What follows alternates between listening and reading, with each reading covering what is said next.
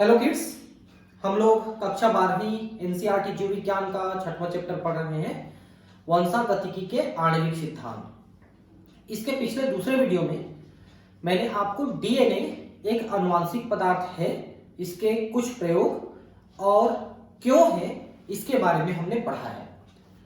अब हम आगे पढ़ रहे हैं आरएनए संसार। देखिए, जैसा मैंने आपको पहले ही बताया है कि जब जीवन की उत्पत्ति हुई थी तो जो शुरू में जीव बने थे उनमें आनुवंशिक पदार्थ आरएनए था। बाद में उसको डीएनए में बदला गया, क्योंकि आरएनए बहुत सक्रिय अणु है और वो जल्दी जल्दी परिवर्तित होता है, इसलिए उसको बदल करके डीएनए किया गया। डीएनए जो है कम सक्रिय है, लेकिन धीरे धीरे उसमें परिवर्तन हो सकता है। इसके लिए फिर डीएनए को आनुवंशिक पदार्थ के रूप में लिया गया।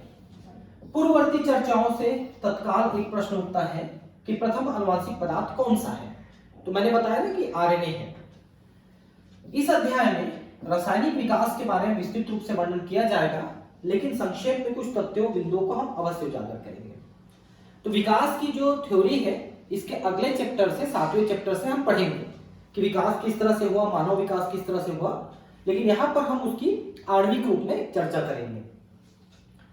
आरएनए पहला आनुवंशिक पदार्थ था। अब बहुत पर्याप्त प्रमाण है कि जीवन के आवश्यक प्रक्रमों जैसे उपापचय, स्थानांतरण, संबंधन आदि का विकास आरएनए से हुआ है।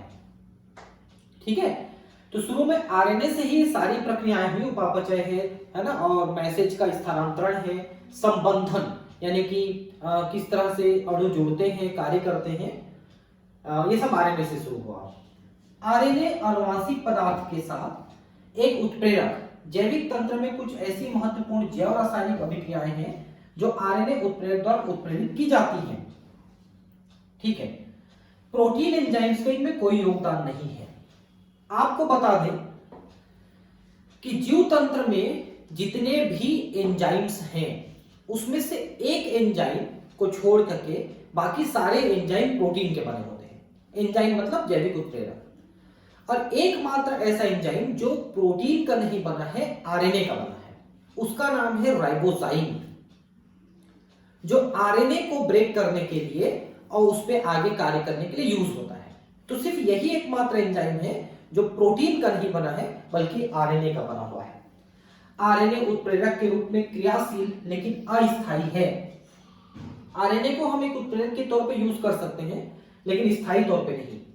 इस कारण से आरएनए के रासायनिक रूपांतरण से डीएनए का विकास हुआ, जिससे यह अधिक स्थायी है। यह भी मैंने आपको पहले ही बताया है। डीएनए के द्विरज्जकों व पूरक रज्जकों के कारण तथा इनमें मरम्मत प्रक्रियाओं के विकास से अपने में होने वाले परिवर्तनों के प्रति प्रतिरोधी है। तो पहला चीज तो यह है कि डीएनए में जो चीजें हैं वो कम क्रियाशील है। जैसा हमने चर्चा किया था कि राइबोस की जगह डीऑक्सीराइबोस है और यूरेसिल या थाइमिन है, उनमें स्थायित्व है।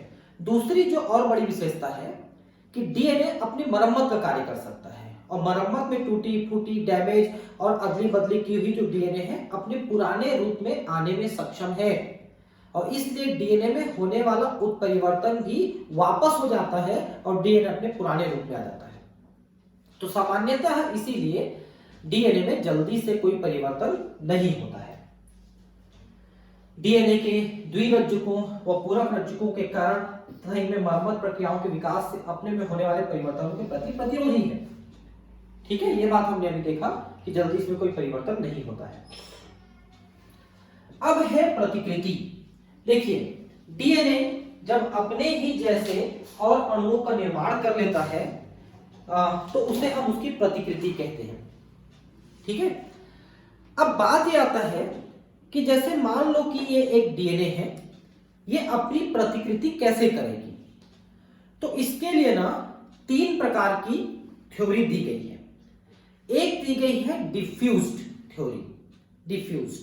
डिफ्यूज में क्या कहा गया कि डीएनए के दोनों स्ट्रैंड पृथक हो जाते हैं, फिर ये डीएनए के स्ट्रैंड छोटे छोटे टुकड़े में टूट जाते हैं, फिर वो टुकड़े अपनी प्रतिकृति करते हैं, अपने जैसे नया बनाते हैं, फिर नए और पुराने टुकड़े आपस में जुड़ करके इस तरह से डीएनए के 2 अणु बना लिए। पहले एक अणु था, टूटने के बाद उससे 2 अणु बन गए। तो ये दोनों अणुओं में कौन सा पार्ट नया है, कौन सा पार्ट पुराना है, ये दोनों में बिखरे पड़े हैं। इसे diffused type of DNA replication कहते हैं, डीएनए का डिफ्यूज्ड प्रकार का प्रतिकृतिकरण। ठीक है। दूसरी थ्योरी कहती है संरक्षी विधि।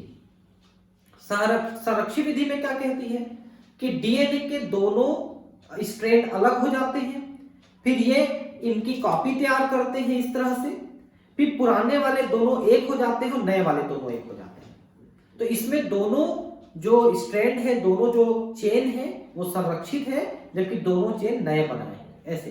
तो ये पूरा नया है, ये पूरा पुराना है, इसे संरक्षी विधि कहते हैं। और तीसरी विधि है अर्ध संरक्षी विधि। अर्ध संरक्षी विधि में ये दोनों अलग हो जाते हैं, फिर ये इसके जैसा बना लेता है और ये इसके जैसा बना लेता है। जैसे ये अलग होने के बाद ये बन गया नया और ये बन गया नया, ऐसे बन गए नए दो, है ना, ऐसे बन गए। तो जब ये दो डीएनए अणु बन जाते हैं तो हर एक डीएनए अणु में एक नया एक पुराना है, एक नया एक पुराना है। तो दोनों में आधे आधे भाग नए और आधे आधे भाग पुराने संरक्षित हैं, इसलिए हम इसको अर्ध संरक्षी विधि कहते हैं। तो आपको बता दें कि ये जो तीनों थ्योरी है, डिफ्यूज्ड थ्योरी, संरक्षी विधि और अर्ध संरक्षी विधि, इनमें से अर्ध संरक्षी विधि ही सर्वमान्य विधि है। इस विधि को वाटसन एंड क्रिक ने जब डीएनए की संरचना बताई थी, उसी समय डीएनए की अर्ध संरक्षी विधि के द्वारा प्रतिकृतिकरण को भी बताया था उन्होंने। यह अलग बात है कि वाटसन एंड क्रिक ने अपनी थ्योरी बताई तो थी कि अर्ध संरक्षी विधि से होती है, लेकिन उन्होंने इसको प्रायोगिक तौर पे सिद्ध नहीं कर पाया था। और इसको प्रायोगिक तौर पे सिद्ध करने का कार्य आगे चल के मेसेल्सन और स्टॉल ने किया था। कैसे किया था हम बात करेंगे। ठीक है, तो पहले पढ़ लेते हैं थोड़ा सा क्या लिखा है उसके बारे में। प्रतिकृति का मतलब होता है डुप्लीकेशन तैयार करना, अपने जैसा और तैयार करना, उसे प्रतिकृतिकरण कहते हैं। डीएनए के द्विकुंडली संरचना के प्रतिपादन के साथ ही वाटसन और क्रिक ने तत्काल डीएनए की प्रतिकृति की योजना प्रस्तुत की। यदि उनके मूल कथनों को उद्धृत किया जाए तो वह इस प्रकार है। तो उन्होंने कहा था कि अर्ध संरक्षी विधि है। क्या कहा था? विशिष्ट युग्मन की जानकारी के बाद आनुवांशिक पदार्थ के नए रूप के निर्माण की प्रक्रियाओं के बारे में तत्काल प्रतिपादन करने से बचा नहीं जा सकता था। वाटसन व क्रिक 1953। तो इनका कहना है कि जब डीएनए की हमने संरचना बताई है तो उसकी प्रतिकृतिकरण, उसके निर्माण की प्रक्रिया नहीं बताएं ऐसा संभव नहीं है, उसको बताना ही पड़ेगा। यह बात इन्होंने कहा अपनी 4 लाइनों में और बताया भी। उपरोक्त योजना से स्पष्ट है कि दोनों रज्जुक अलग होकर टेम्पलेट के रूप में कार्य कर नए पूरक रज्जुओं का निर्माण करते हैं। तो जो पुराने हैं ये टेम्पलेट का मतलब होता है सांचा, और सांचा क्या होता है? जो अपने ही जैसे को बना सकता है, उसे सांचा कहते हैं। तो ये दोनों सांचे की तरह व्यवहार करते हैं और अपने जैसे ही नए को बना सकते हैं, ये कहना है इनका। प्रतिकृति के पूर्ण होने के बाद जो डीएनए अणु बनता है उसमें एक पैतृक व एक नई निर्मित लड़ी रज्जुक होती है। डीएनए प्रतिकृति की यह योजना अर्ध संरक्षी यानी सेमी कंजर्वेटिव कहलाती है। तो वही मैंने बताया कि जब ये दोनों अलग हो जाते हैं तो ये अपनी अपनी कॉपी तैयार करते हैं, तो एक नया एक पुराना, एक नया पुराना अर्ध संरक्षी विधि से करते हैं। यहाँ पर इसकी बहुत अच्छी फोटो बनी हुई आप देख सकते हैं कि ये डीएनए का एक अणु है, इसमें ये 2 स्ट्रैंड हैं, 2 रज्जुक हैं, दोनों अलग हो गए। अलग हो गए, ये पुराना वाला इसके साथ एक नया बना लिया, ठीक है, और ये पुराना वाला भी अपने साथ एक नया बना लिया। तो जब ये अलग हो जाएंगे तो एक पुराना एक नया स्ट्रैंड, वैसे ही एक पुराना एक नया स्ट्रैंड के साथ 2 डीएनए के अणु यहां पर निर्मित हो गए। अब इसका प्रायोगिक प्रमाण क्या है कि अर्ध संरक्षी विधि सही है? तो इसका प्रायोगिक प्रमाण ये नहीं दे पाए, वाटसन एंड क्रिक नहीं दे पाए, बल्कि इसको फिर आगे चल के 2 वैज्ञानिक हुए, उनका नाम है मेसेल्सन व स्टॉल। ठीक है, ये मेसेल्सन, मैथ्यू मेसेल्सन व स्टॉल, फ्रैंकलिन स्टॉल। तो मेसेल्सन और स्टॉल ने इसको ठीक ढंग से समझाया। अब क्या समझाया देखिए। इनको समझने से पहले आप एक चीज समझ लीजिए, इन्होंने जिस पे कार्य किया वो था ई कोलाई बैक्टीरिया। ठीक है, E coli bacteria, Escherichia coli bacteria. Bacteria में समझ लीजिए आप कि इसमें एक अणु डीएनए का होता है, एक अणु डीएनए, और ये डीएनए डबल स्ट्रैंडेड होता है, जैसा कि हमने अभी तक पढ़ा। इस तरह से 2 स्ट्रैंड के डीएनए होते हैं। अब डीएनए का मतलब है कि डीएनए के अंदर नाइट्रोजन भी है, फास्फोरस भी है ना, बहुत सारी चीजें हैं। और अगर आप डीएनए में रेडियो एक्टिविटी डाल देते हो, हेवी आइसोटोप डाल देते हो, तो उसकी अलग पहचान आप कर सकते हो। ठीक है, तो देखिए इन्होंने क्या किया, इस जीवाणु को संवर्धित किया, मतलब इसको वृद्धि कराया। तो जीवाणु की वृद्धि का मतलब होता है कि जीवाणु अपनी विभाजन के द्वारा और नए जीवाणु बनाएगा, बहुत सारे जीवाणु बनाते चले जाएगा। और जब भी विभाजन करेगा तो वो अपने लिए नए डीएनए का निर्माण करेगा। भाई 1 से 2, फिर 2 से 4, 4 से 8 बन रहा है, तो उतने नए डीएनए बनाने पड़ेंगे ना। और डीएनए बनाने के लिए जो कच्चा पदार्थ है, जो रॉ मटेरियल है, नाइट्रोजन है, सल्फर है, फास्फोरस है, कार्बन है, ऑक्सीजन है, जो भी चीज है, वो अपने माध्यम से लेता है और उससे डीएनए बनाता है। तो इसको हमने क्या किया, बेसेल्सन स्टॉल ने बैक्टीरिया को एक माध्यम में रखा और उस माध्यम में कच्चे पदार्थ के रूप में अमोनियम क्लोराइड जो दिया, उसमें जो नाइट्रोजन था वो हेवी आइसोटोप था, भारी था। भारी का मतलब एक प्रकार से रेडियो एक्टिव था, आप ये कह सकते हैं। भारी था, भारी और हल्का आप समझ रहे होंगे, समस्थानिक होते हैं। नाइट्रोजन में 2 समस्थानिक होते हैं मेनली। नाइट्रोजन का परमाणु क्रमांक 7 होता है और परमाणु भार 14 होता है, लेकिन 15 वाला जो परमाणु भार है वो 14 वाले से भारी है। क्यों भारी है? क्योंकि यहां पर एक नाइट्रोजन ज्यादा है, इस पे भारी है। और भारी कोई भी समस्थानिक है, उसको पहचानना, उसको अलग करना आसान होता है। ठीक है, क्योंकि वो सेंट्रीफ्यूज में अलग हो जाता है। ठीक, तो जब इस जीवाणु को आपने माध्यम में अमोनियम क्लोराइड में नाइट्रोजन को जो रखा, वो 15 वाला रखा, हेवी वाला रखा, उसी को ले लेकर के अपने डीएनए बनाता गया और कई पीढ़ियों तक वो ग्रो करता गया। तो जब वो बहुत सारी पीढ़ियां ग्रो कर लिया, तो हमको ये समझ में आ जाएगा कि डीएनए में जितने भी नाइट्रोजन है, नाइट्रोजनस क्षार है, उसमें जितना भी नाइट्रोजन है, सब के सब ये वाला नाइट्रोजन भर चुका। ऐसा वाला उसकी एक पीढ़ी तैयार हो गई 100, 200, 500 पीढ़ी के बाद। अब वो तो कुछ मिनटों में ही विभाजन करती है, इसलिए कुछ घंटों में, 1 आध 2 दिन में ही आपकी वो पीढ़ी तैयार हो जाएगी। अब आप उस बैक्टीरिया को ले लीजिए। ठीक, ये वो बैक्टीरिया है, ठीक है, जिसके डीएनए में सारा नाइट्रोजन जो है, ये नाइट्रोजन 15 वाला नाइट्रोजन भर चुका है। ये आपने एक बैक्टीरिया ले लिया और इस बैक्टीरिया के डीएनए को चेक कर लिया, तो हाँ, उसके सारे नाइट्रोजन भारी आइसोटोप वाले मिले आपको। ठीक, अब इस बैक्टीरिया को लेकर के आप एक दूसरे माध्यम में रख दीजिए, जिस माध्यम में अब जो हम अमोनियम क्लोराइड देंगे वो साधारण वाला देंगे। अब इसमें भारी आइसोटोप नहीं देंगे, बल्कि सामान्य आइसोटोप वाला नाइट्रोजन देंगे।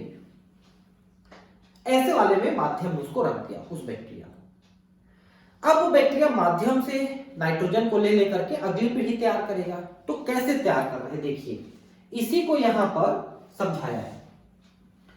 और जो शुरू में आपने बैक्टीरिया लिया, जिसके सारे नाइट्रोजन भारी वाले आ चुके हैं, उसको आपने लिया, नाइट्रोजन 15 वाला लिया। ठीक है, अब इसको साधारण वाले माध्यम में रखा, जिसमें नाइट्रोजन 15 की जगह 14 वाला नाइट्रोजन मिला, उस माध्यम में रखा और एक बैक्टीरिया से 2 बैक्टीरिया बनते तक उसको चेक किया। अब जो 2 बैक्टीरिया बने, उनके डीएनए को जब चेक किया गया, ये 2 बैक्टीरिया के डीएनए 1 से 2 बने इस साधारण माध्यम में, तो अब ये जो एक डीएनए और बना, उसके लिए नाइट्रोजन उसने साधारण माध्यम से लिया। अब जब दोनों डीएनए को चेक किया, तो इसका एक लड़ी नाइट्रोजन 15 वाला और दूसरा लड़ी साधारण नाइट्रोजन 14 वाला मिला। वैसे ही इसका एक 15 एक 14 वाला मिला। इसका मतलब ये है कि जो नया लड़ी बना 14 नाइट्रोजन 14 वाले से जो नया लड़ी बना वो एक इसमें आया एक इसमें आया, और एक पुराना वाला जो था वो एक इसमें एक इसमें आया, दो लड़ियों में से। अब इसको उसी माध्यम में आगे वृद्धि करने दिया गया है। अब ये 2 से 4 हो गए, 4 हो गए तो कैसे बने, तो फिर से नाइट्रोजन 14 वाले से बने, है ना। तो ये देखिए ये एक जो पुराना लड़ी है ये इसमें दिख रहा है ना, और उसके साथ एक नया लड़ी बन गया, और इसमें का भी एक लड़ी ये है और दूसरा लड़ी नया बन गया। समझ रहे हैं बात को। तो एक जो लड़ी है पुराना वाला नाइट्रोजन 15 वो इसमें दिख रहा है, बाकी सारे लड़ी तो बाद में बने हैं, वैसे इसमें भी दिख रहा है। तो जब साधारण नाइट्रोजन वाले माध्यम में रखा तो पहली पीढ़ी जिसमें 2 बैक्टीरिया बने, इसके 50% डीएनए में रेडियो एक्टिविटी थी, मतलब डीएनए के 50-50% पार्ट में। अब जब इसको और आगे बढ़ाया तो आधे बैक्टीरिया के 50% भारी 50% कॉमन थे, और बाकी आधे बैक्टीरिया के सभी कॉमन वाले थे। तो इससे साबित यह होता है कि जो पुराना डीएनए के 2 रज्जुक थे वो एक एक रज्जुक दोनों में रह गए और एक एक नया बना। वैसे एक पुराना एक नया, एक पुराना एक नया। इसे अर्ध संरक्षी विधि कहते हैं, क्योंकि जब भी विभाजन किया नया डीएनए बना तो पुराना डीएनए का आधा हिस्सा और नया डीएनए का आधा हिस्सा किसी भी जीव में आगे बढ़ा। ठीक है, क्या प्रयोग किया, अब इसको प्रायोगिक प्रमाण के रूप में हम पढ़ेंगे। उसी को अभी पूरा पढ़ा रहा है तो मैं एक बार फिर से आपको पढ़ के सुना देता हूं। अब यह सिद्ध हो चुका है कि डीएनए का अर्ध संरक्षी प्रतिकृतियन होता है। कैसे साबित हुआ, तो वो जो मेसेल्सन स्टाल है उनकी थ्योरी से। इनके बारे में सर्वप्रथम जानकारी एश्चेरिचिया कोलाई से प्राप्त हुई और आगे जाकर उच्च जीवों जैसे पौधों व मानव कोशिकाओं में पता लग पाया। मैथ्यू मेसेल्सन व फ्रैंकलिन स्टाल मेसेल्सन स्टाल ने 1958 में एक प्रयोग किया। क्या प्रयोग किया, इन्होंने ई कोलाई को ऐसे समर्थन माध्यम में विकसित किया जिसमें अमोनियम क्लोराइड नाइट्रोजन 15 वाला भारी समस्थानिक है का, और अमोनियम क्लोराइड की कई पीढ़ियों तक इन्होंने केवल नाइट्रोजन का स्रोत है। मतलब ये कि ऐसे स्रोत में रखा बैक्टीरिया को शुरू में जिसमें नाइट्रोजन भारी वाला मिला, उसको कई पीढ़ियों तक भारी नाइट्रोजन लिया, सारा नाइट्रोजन घुस गया उसके डीएनए में, तो उसका डीएनए पूरा भारी नाइट्रोजन वाला हो गया। अब इसको हल्के वाले में रख दिया तो ये आधे आधे हमको मिलते चले गए, जिसके परिणामस्वरूप नवनिर्मित डीएनए एवं अन्य दूसरे नाइट्रोजन युक्त यौगिकों में नाइट्रोजन 15 व्यवस्थित हो जाता है। इस भारी डीएनए अणु को सामान्य डीएनए से सोडियम क्लोराइड की घनत्व प्रवणता में अपकेंद्रीकरण करने से अलग कर सकते हैं। तो मैंने कहा था सेंट्रीफ्यूज करने से भारी वाला नीचे बैठेगा, हल्का वाला थोड़ा ऊपर रह जाएगा। सेंट्रीफ्यूज में से जोर से घुमाते हैं तो हल्का वाला ऊपर उठ जाता है, भारी वाला नीचे बैठ जाता है। कृपया ध्यान दें कि नाइट्रोजन 15 एक विकिरण सक्रिय समस्थानिक नहीं है, रेडियो एक्टिव नहीं है, और यह नाइट्रोजन 14 से घनत्व के आधार पर अलग किया जा सकता है।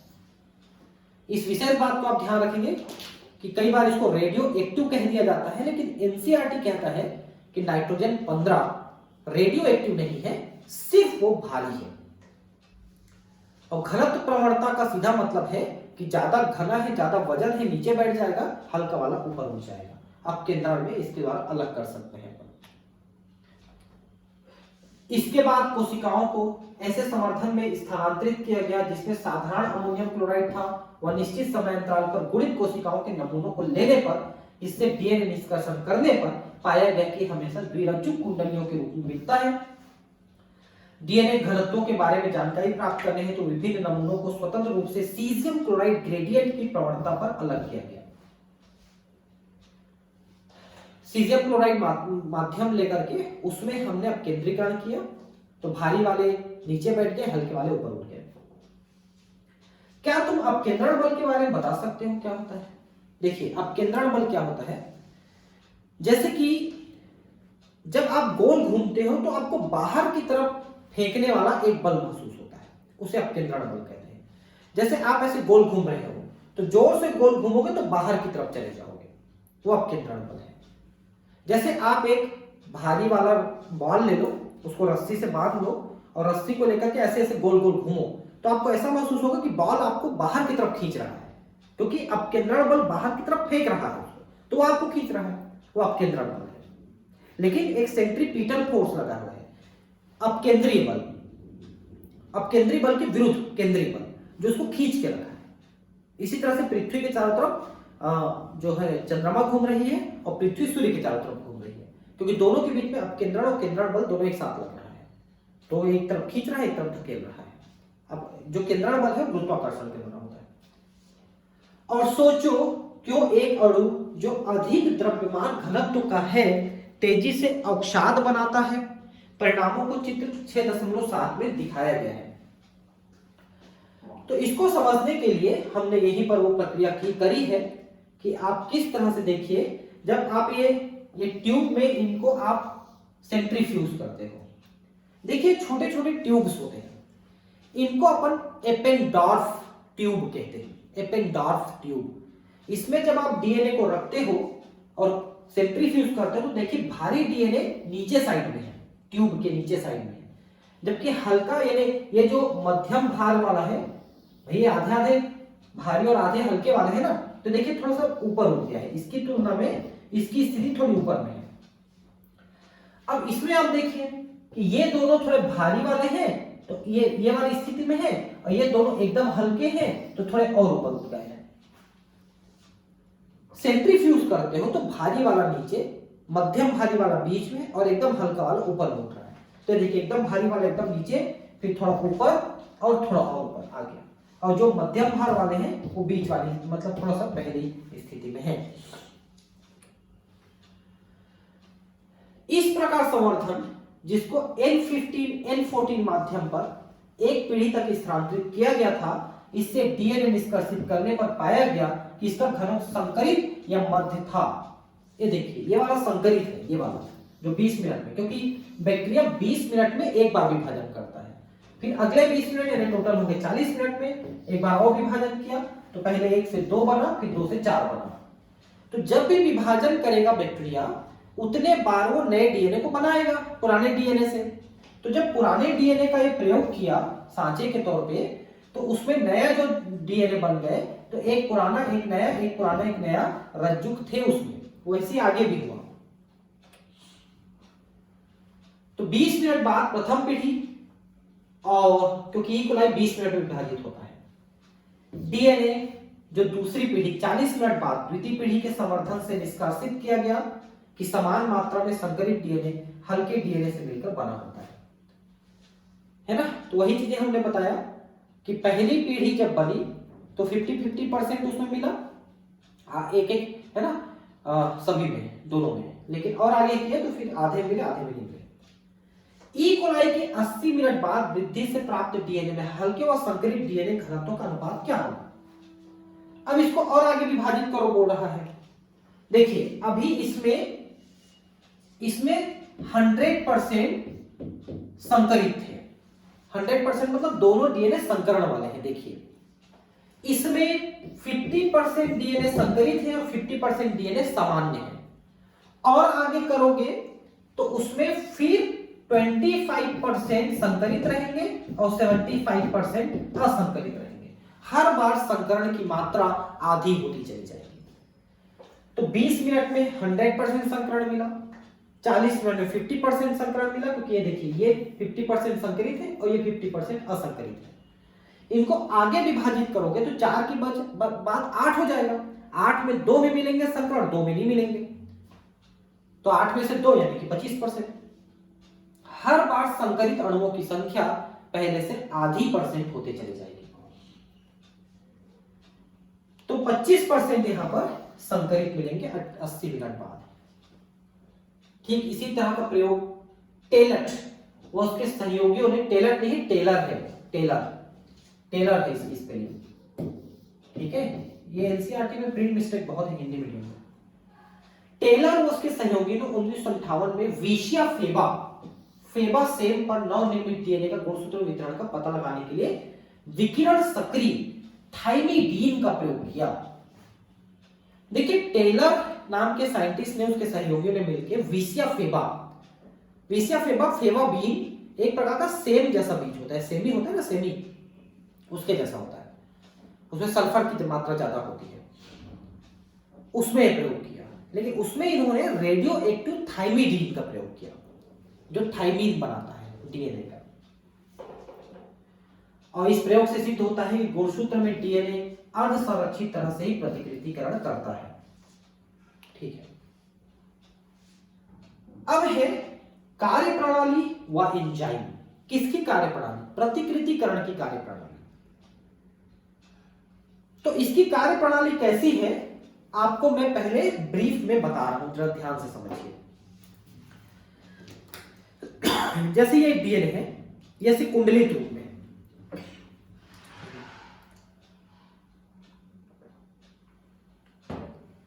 डीएनए है, कुंडलित रूप में है। अब इससे आपको एक और डीएनए बनाना है, तो सबसे पहले होगा कि ये अकुंडलित हो जाएगा, सीधी हो जाएगी ऐसे। इसको हेलिकेज या अनवाइंडेज एंजाइम करता है, ऐसे सीधा। फिर ये दोनों ऐसे अलग होने शुरू हो जाएंगे, इसके हाइड्रोजन बांड टूट के अलग होने शुरू हो जाएंगे। इस कार्य को भी हेलिकेज और या अनवाइंडेज एंजाइम ही करता है। फिर ये जो दो अलग होंगे इनके साथ एक एक नया ऐसा बनता चला जाएगा, एक एक और इनके रज्जुक बनते चले जाएंगे। अब इसमें जो एंजाइम का प्रयोग होता है उस एंजाइम का नाम है डीएनए पॉलीमरेज एंजाइम, जो न्यूक्लियोटाइड को जोड़ जोड़ करके नया डीएनए का अणु बनाता है। तो पुराना डीएनए का अणु जब अलग होता है तो अलग एक साथ नहीं हो जाता ना, धीरे धीरे अलग होता है। जैसे जैसे अलग होते जाता है इसके साथ और इसके साथ नया बनते चला जाता है, और जब अलग हो जाते हैं तब तक दो बन चुके रहते हैं। तो इसमें जो एंजाइम का प्रयोग होता है उसका नाम है डीएनए पॉलीमरेज एंजाइम। अब जरा एक चीज और ध्यान समझिए कि डीएनए का जो अणु है इसमें आपको 3 एंड 5 एंड पता है क्या चीज है, मैंने बताया था इसको पहले वीडियो में बताया। तो देखिए ये पुराना डीएनए का आप देखिए कि ये 3rd एंड है और ये 5th एंड है, और ये 3rd एंड है और ये 5th एंड है। अब जब इसके साथ आप एक एक और बनाएंगे अलग होने पर तो भी उसी तरह से बनाएंगे। जैसे इधर ये 3rd एंड है तो इधर आप 5th एंड बनाओगे, और इधर 5th एंड है तो ये आगे चल के 3rd एंड होगा। ठीक है, और वैसे ये 5th एंड है तो इधर आप 3rd एंड बनाओगे और इधर ये 5th एंड रहेगा, ऐसे ही ना होगा। 3rd के साथ 5th और 5th के साथ 3rd बनाओगे। लेकिन जो एंजाइम है डीएनए पॉलीमरेज एंजाइम, जो ये नया स्ट्रैंड बनाएगा, नया रज्जुक बनाएगा, वो सिर्फ एक ही दिशा में काम कर सकता है और वो है 5 से 3 की दिशा में। वो 3 से 5 की दिशा में कार्य नहीं कर सकता, वो नहीं काम कर सकता। तो अब देखिए जब ये दोनों स्ट्रैंड अलग होंगे तो इधर 3 है तो इधर 5 आपको बनाना है, तो 5 से 3 तो डीएनए पॉलीमरेज एंजाइम काम कर सकता है।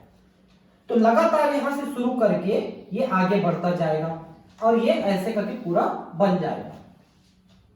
ठीक है, इसको हम लीडिंग स्ट्रैंड कहते हैं। लीडिंग स्ट्रैंड, लीडिंग मतलब लीड करने वाला, नेता, वो स्ट्रैंड है, वो लीडिंग स्ट्रैंड। लेकिन इधर देखिए कि इधर ऑलरेडी 5 है तो ऐसे करके 5 आप यहां पर और नहीं बना सकते, यहां पर आपको 3 बनाना है। फिर तो समस्या हो गई, क्योंकि वो 5 से 3 तो बना सकते हैं लेकिन 3 से 5 नहीं बना सकता। तो हम क्या करेंगे कि जैसे जैसे ये खुलता चला जाएगा छोटे छोटे टुकड़े विपरीत दिशा में बनाएंगे। ये देखिए विपरीत दिशा में बन रहा है, देखिए थोड़ा खुला इतना बन गया, थोड़ा और खुला इतना बन गया, थोड़ा और खुला इतना बन गया। तो ये 5 to 3 बन रहा है ना, देखिए ना, ये 5 to 3 5 to 3 5 to 3 इस दिशा में बन रहा है, ये इस दिशा में बन रहा है। लेकिन ये तो छोटे छोटे टुकड़ों में बनेंगे, क्योंकि जितना खुला उतने में बनेगा, फिर खुला उतने बनेगा, फिर खुला उतने में बनेगा। एक साथ तो नहीं खुल गया था ना, इसलिए छोटे छोटे टुकड़ों में बनेंगे। तो ये जो छोटे टुकड़े हैं इनको ओकाजाकी फ्रेगमेंट कहते हैं। ओकाजाकी के टुकड़े कहते हैं, ओकाजाकी के फ्रेगमेंट। ये नाम आपको यहां नहीं मिलेगा, मैं आपको बता रहा हूं, ओकाजाकी फ्रेगमेंट कहते हैं। फिर बाद में डीएनए पॉलीमरेज एंजाइम का एक और भाई बंधु है, वो 3 प्रकार का होता है, 1 2 3। शुरू में तो 3 वाला काम कर रहा है दोनों में। फिर डीएनए पॉलीमरेज 1 क्या करता है, ये सभी टुकड़ों को आपस में जोड़ करके फिर एक ही स्ट्रैंड बना देता है, एक ही रज्जुक बना देता है। तो इधर जो शुरू से बना था इसको हम लीडिंग स्ट्रैंड कह रहे थे, लीडिंग, जो शुरू से बिना टुकड़े के बना था। लेकिन अब इधर तो टुकड़े टुकड़े में पहले बना, जिसको ओकाजाकी फ्रेगमेंट कह रहे थे, उनको जोड़ा गया लाइगेज एंजाइम की सहायता से। डीएनए पॉलीमरेज 1 नहीं, लाइगेज एंजाइम जोड़ता है। तो ओकाजाकी फ्रेगमेंट को लाइगेज एंजाइम जोड़ता है, और अब जो स्ट्रैंड बना इसको लाइजिंग स्ट्रैंड कहते हैं, लाइजिंग स्ट्रैंड इसको कहा जाता है। इसको लीडिंग, उसको लाइजिंग स्ट्रैंड कहा जाता है। तो टुकड़े टुकड़े में जो बने उनको हम कहते हैं ओकाजाकी फ्रेगमेंट, और उनको जोड़ने वाला जो एंजाइम होता है वो लाइगेज, और उससे जो स्ट्रैंड बना वो लाइजिंग स्ट्रैंड है। और इधर जो शुरू से कंटिन्यू बना उसको हम लीडिंग स्ट्रैंड कहते हैं। एक चीज और आप समझिए, डीएनए पॉलीमरेज की पहली शर्त तो आपने समझ ली कि 5 से 3 काम करेगा, 3 से 5 नहीं काम करेगा, पहली शर्त है, जिसका हमने यहां पर तरीका निकाला कि क्या इलाज किया। अब उसकी एक और शर्त होती है, क्या शर्त होती है, कि वो काम को शुरू नहीं कर सकता है। काम को आगे तो बढ़ा सकता है लेकिन शुरू नहीं कर सकता है। तो शुरू करने के लिए फिर हमको आरएनए पॉलीमरेज एंजाइम लाना पड़ता है, क्योंकि डीएनए पॉलीमरेज काम को शुरू नहीं कर सकता, तो हम आरएनए पॉलीमरेज लाते हैं। लेकिन आरएनए पॉलीमरेज आरएनए बनाएगा, वो डीएनए नहीं बनाएगा। तो होता क्या है कि शुरुआत में छोटा सा आरएनए यहां पर बनता चला जाता है, समझ रहे हैं? छोटे छोटे से आरएनए बनते चले जाते हैं। छोटे से आरएनए यहां पर बन गया, छोटा सा आरएनए यहां पर बन गया, यहां पर बन गया, यहां पर बन गया, ऐसा बनते चला जाता है छोटा छोटा आरएनए शुरुआत में। क्यों? क्योंकि आरएनए पॉलीमरेज से हम शुरू करते हैं काम को। तो जो छोटा आरएनए शुरू में बनते हैं उनको आरएनए प्राइमर कहते हैं। फिर काम को आगे बढ़ाता है डीएनए, तो आगे का तो डीएनए बनता है, लेकिन छोटा सा जो आरएनए बना उसको हम आरएनए प्राइमर कहते हैं। बाद में उसको हटा दिया जाता है और वहां पर डीएनए का ही टुकड़ा जोड़ दिया जाता है। यह काम भी डीएनए पॉलीमरेज करता है। तो काम को आगे बढ़ाता है डीएनए पॉलीमरेज 3, और ये जो काट पीट करने वाला काम है ये करता है डीएनए पॉलीमरेज 1, और ये टुकड़ों को जोड़ता है वो होता है लाइगेज, ठीक है। और जो अनवाइंड करता है वो है अनवाइंडेज या हेलिकेज। इस तरह से डीएनए के एक अणु से 2 अणु का निर्माण हो जाता है। यहां पर न्यूक्लियोटाइड जुड़ते चले जाएंगे और उससे ये स्ट्रैंड और ये स्ट्रैंड बनता चला जाएगा।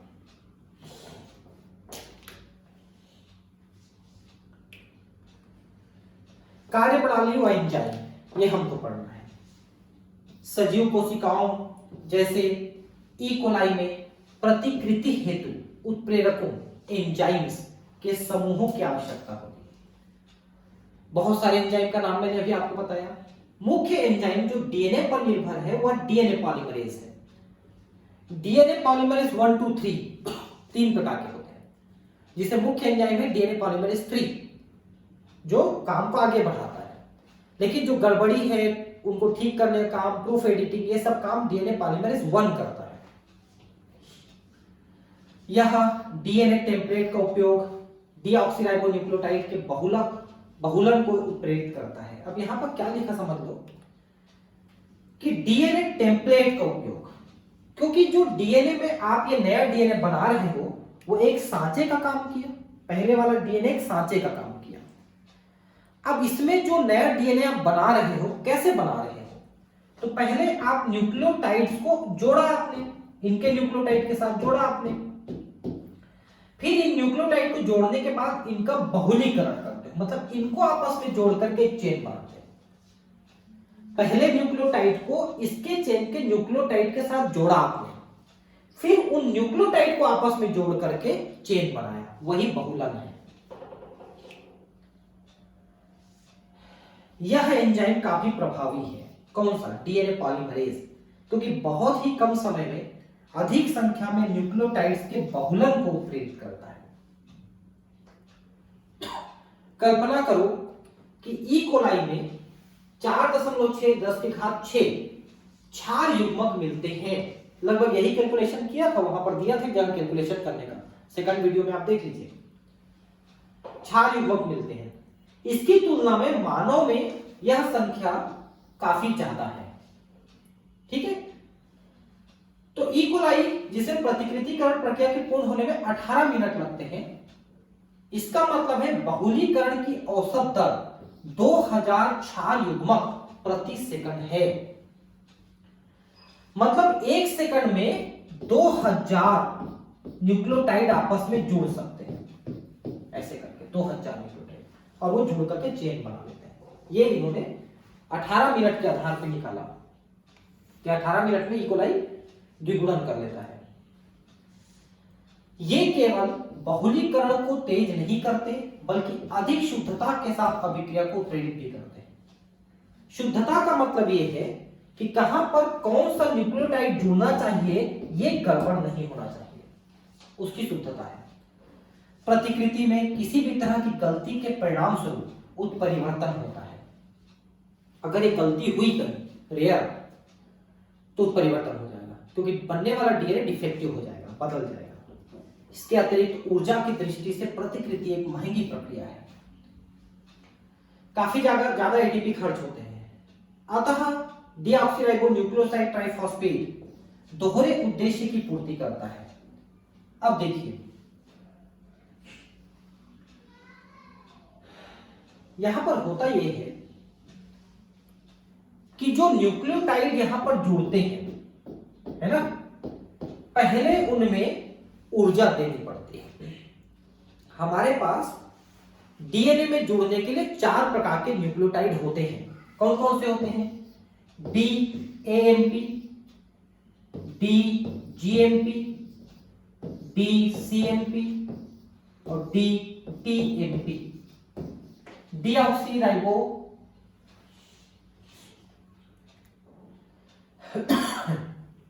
डीऑक्सीराइबो एक मिनट यार,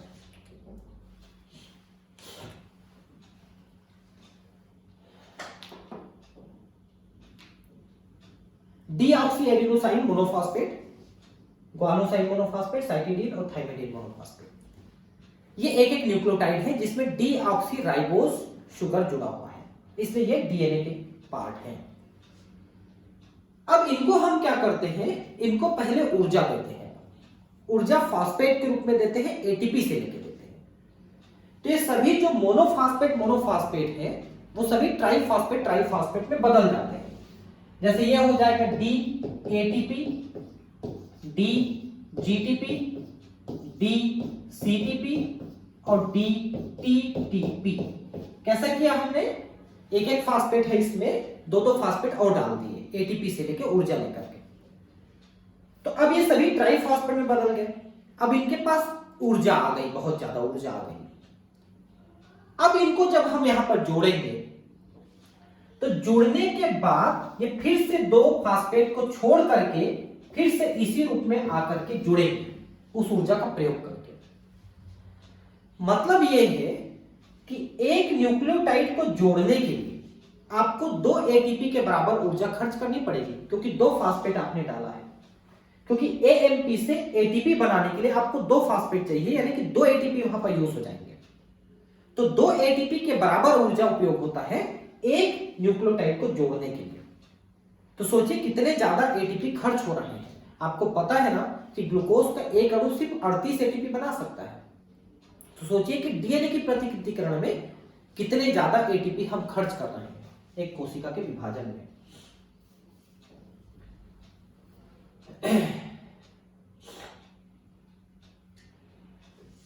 तो देखिए वही लिखा है कि डीऑक्सीराइबोन्यूक्लियोसाइड ट्राइफॉस्फेट दोहरे उद्देश्य की पूर्ति करता है। ये सभी डीऑक्सीराइबो न्यूक्लियोसाइड ट्राइफॉस्फेट है, वो जो नाम लिखा है हमने। इसके अतिरिक्त अवस्थर की तरह कार्य करते हुए बहुलीकरण अभिक्रिया के लिए ऊर्जा प्रदान करता है। ठीक है, तो उसी में ऊर्जा भी रहता है, वही ऊर्जा उसको मिलता है। एटीपी की तरह डीऑक्सीराइबोन्यूक्लियोसाइड ट्राइफॉस्फेट में दो टर्मिनल फॉस्फेट उच्च ऊर्जा वाले फॉस्फेट हैं, दो उच्च ऊर्जा वाले फॉस्फेट हैं। अधिक शुद्धता के साथ प्रतिकृति प्रक्रम को पूर्ण करने हेतु डीएनए पर निर्भर डीएनए पॉलीमरेज के साथ अन्य एंजाइम की आवश्यकता होती है। तो आपने अभी एंजाइम पढ़ा डीएनए पॉलीमरेज, और कौन सा एंजाइम है मैंने बताया था कि हेलिकेज या अनवाइंडेज है ना, ऐसे कई और एंजाइम है। लंबे डीएनए अणुओं के दोनों रज्जुक एक साथ पृथक नहीं होते क्योंकि इसके लिए अधिक ऊर्जा की आवश्यकता होती है, तो धीरे धीरे पृथक होते चले जाते हैं। प्रतिकृति हेतु डीएनए कुंडलिनी छोटे छोटे भाग में खुलते हैं जिसे प्रतिकृति द्विशाख कहते हैं। तो छोटे छोटे भाग में खुलेंगे, छोटे छोटे हिस्से में खुलते चले जाएंगे, एक साथ अलग नहीं हो जाएंगे दोनों। तो ऐसे बाइफरकेट हो गया, बाइफरकेट हो गया, तो द्विशाख उसी को कहते हैं, ऐसे बाइफरकेट द्विशाख। डीएनए पर निर्भर डीएनए पॉलीमरेज बहुलक केवल एक सिरा 5 से 3 की ओर ही कर सकता है। ये बात मैंने आपको बताया अभी कि देखिए कि 5 से 3 की ओर तो कर सकता है, लेकिन 3 से 5 की ओर नहीं करेगा, इसलिए उल्टा करेगा उधर। यह प्रतिकृति द्विशाख पर कुछ जटिलता पैदा करती है, फलस्वरूप 3 से 5 ध्रुवता वाली टेम्पलेट की लड़ी पर प्रतिकृति सतत होता है। ये देखिए 3 से 5 वाली लड़ी पे तो सतत हो जाता है ये वाला, ठीक है, जबकि दूसरी लड़ी पर यह असतत होता है, यानी छोटे छोटे टुकड़े बनता है, उनको टुकड़ों को हम ओकाजाकी फ्रेगमेंट कहते हैं। तत्पश्चात यह असतत रूप से संचलित खंड ओकाजाकी फ्रेगमेंट डीएनए लाइगेज द्वारा आपस में जोड़ दिए जाते हैं। तो जो छोटे छोटे टुकड़े हैं इनको हम ओकाजाकी फ्रेगमेंट कह रहे थे, इनको फिर बाद में डीएनए लाइगेज द्वारा जोड़ दिया जाता है।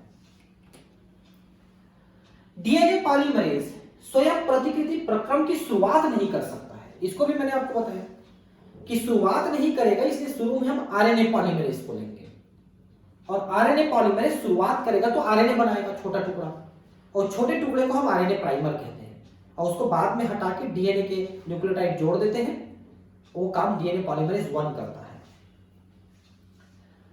तो डीएनए पॉलीमरेज स्वयं प्रतिकृति प्रक्रम की शुरुआत नहीं कर सकते हैं।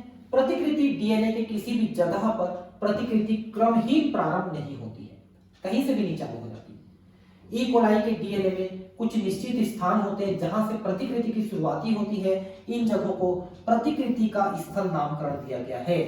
इनिशिएशन पॉइंट, रेप्लिकेशन पॉइंट का नाम दिया गया है जहां से स्टार्ट होता है।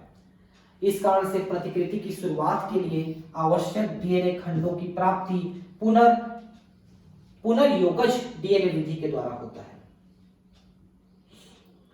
जिसमें संवाहक की आवश्यकता होती है। संवाहक से प्रतिकृति शुरुआती होती है। मूल की प्रकृति और इस जगह पर होने वाले प्रक्रमों के बारे में आप विस्तृत रूप से उच्च कक्षाओं में पढ़ेंगे।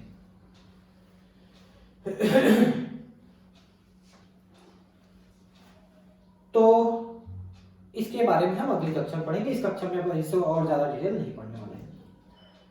प्रतिकृति के बारे में अभी विस्तृत रूप से पूर्ण जानकारी नहीं है, अभी भी जो जानकारी है वो आधा अधूरा है। ससीम केंद्र की सुकेंद्रिकी में डीएनए की प्रतिकृति कोशिका चक्र के एस प्रावस्था में होती है। कोशिका विभाजन की पूरी चक्र होती है ना, जिसमें G1, S, G2, फिर M फेज में प्रोफेज, मेटाफेज, एनाफेज, टेलोफेज ऐसा होता है ना। तो जो S फेज है, इंटरफेज, अंतरावस्था का S फेज, वहां पर डीएनए की प्रतिकृतिकरण होती है, वहीं पर डीएनए को बनाया जाता है। डीएनए की प्रतिकृति व कोशिका विभाजन चक्र काफी संभावित ढंग से होती है। डीएनए प्रतिकृति के बाद कोशिका विभाजन न होने के कारण बहुगुणिता पॉलीप्लाइडी की स्थिति उत्पन्न होती है। ठीक है, जैसे मान लो ये कोशिका है, इसमें जो डीएनए है वो द्विगुणित है। अब ये विभाजन करना चाहता है तो ये और बना लिया इतना ही, ठीक है, तो अब चतुर्गुणित हो गया एक प्रकार से। विभाजन नहीं किया तो ये चतुर्गुणित कोशिका रह जाएगी। विभाजन कर लिया तो दोनों द्विगुणित रहेंगे, लेकिन विभाजन नहीं किया तो फिर ये खुद में चतुर्गुणित रह जाएगा। ये दिक्कत है। अब अगले क्लास में हम इसमें ट्रांसलेशन को पढ़ेंगे। ठीक है, थैंक यू।